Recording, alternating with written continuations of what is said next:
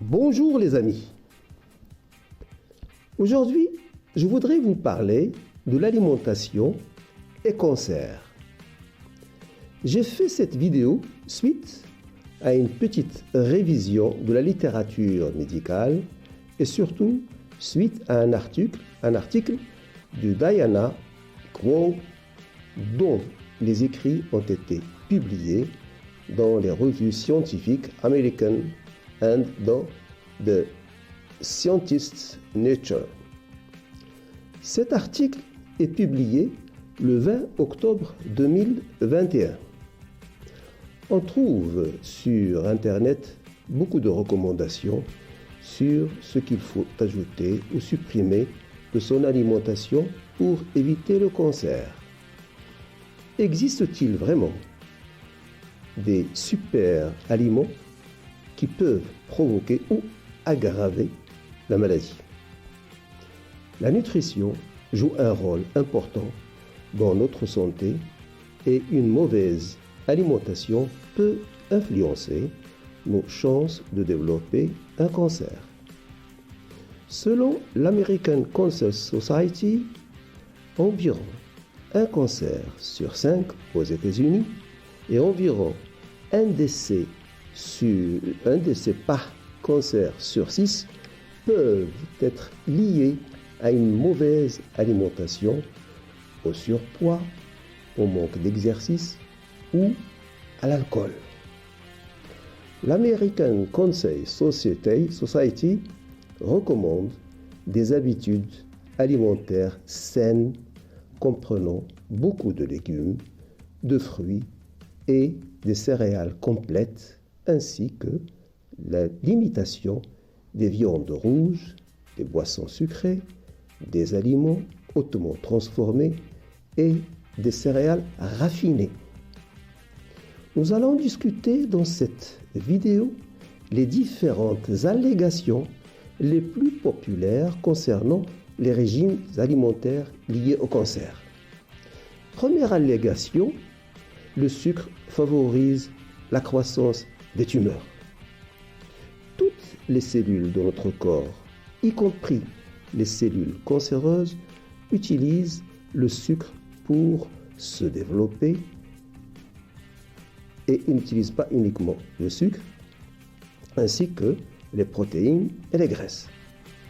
Si les cellules cancéreuses ne reçoivent pas de sucre, elles commencent à décomposer d'autres composants provenant d'autres réserves énergétiques dans le corps. Verdict, réduire le sucre n'empêche pas le cancer de se développer. Ça, c'était la première allégation. La deuxième allégation, trop cuire ou brûler les aliments conduit au cancer.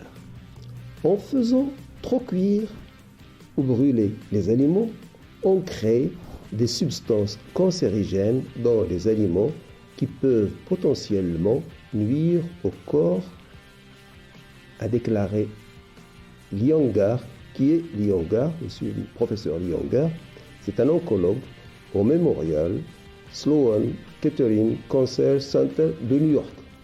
Il déclare également: je qualifierai cela d'hypothèse pour le moment. Je ne suis pas convaincu que ce soit le cas. Fin de citation.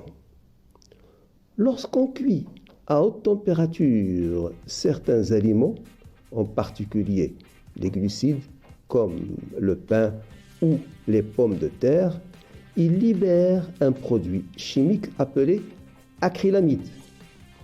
Chez les rongeurs, on a trouvé que l'acrylamide est élevé dans le sang chez ceux qui ont un cancer.